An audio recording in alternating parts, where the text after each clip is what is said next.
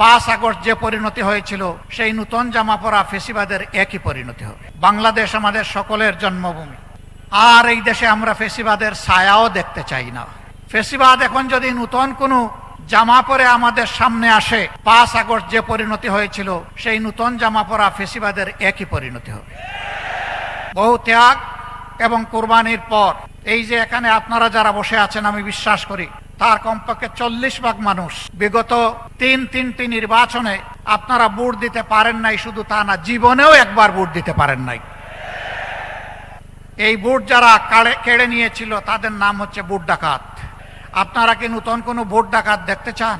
আমরা নতুন কোনো ভোট ডাকাত দেখতে চাই না। এই 40 ভাগ যুবক আপনাদের হাত ধরেই বিপ্লব হয়েছে, অভ্যুত্থান হয়েছে, যার কারণে আজকে এখানে দাঁড়িয়ে কথা বলতে পারছি। আপনাদেরকে সেলিউট। কাজ কি আপনাদের শেষ হয়ে গিয়েছে?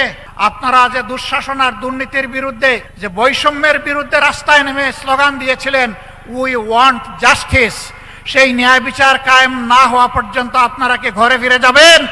অতএব ন্যায় বিচার যাদের হাতে নিশ্চিত হবে, আমরা আপনাদেরকে আহ্বান জানাবো, আমরা সবাই মিলে তাদের সঙ্গী হব ইনশাআল্লাহ।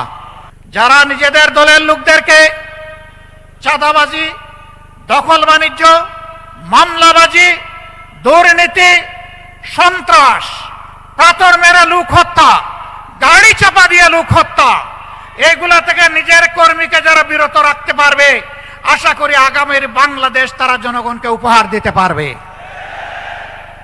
আর যারা এগুলা পারবে না, তারা যত রঙিন স্বপ্ন জাতিকে দেখাবেন, জাতি তাদের এই মতলব বুঝতে জাতির মোটেই কোনো অসুবিধা হবে না।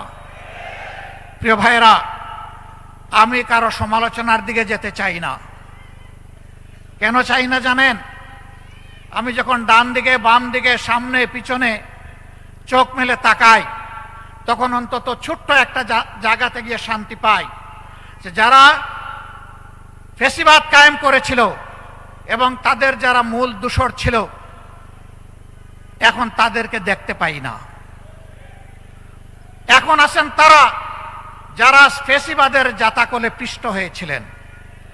তাদের প্রতি, সকলের প্রতি আমাদের বিনয়ী অনুরোধ, ফেসিবাদের যে কষ্টটা আমরা আপনারা সকলে ভোগ করেছি, মেহেরবানি করে এই কষ্টটা কেউ আর জনগণকে দিবেন না। কিন্তু এখনো দিচ্ছেন, আমরা দেখতে চাই এগুলো বন্ধ হচ্ছে।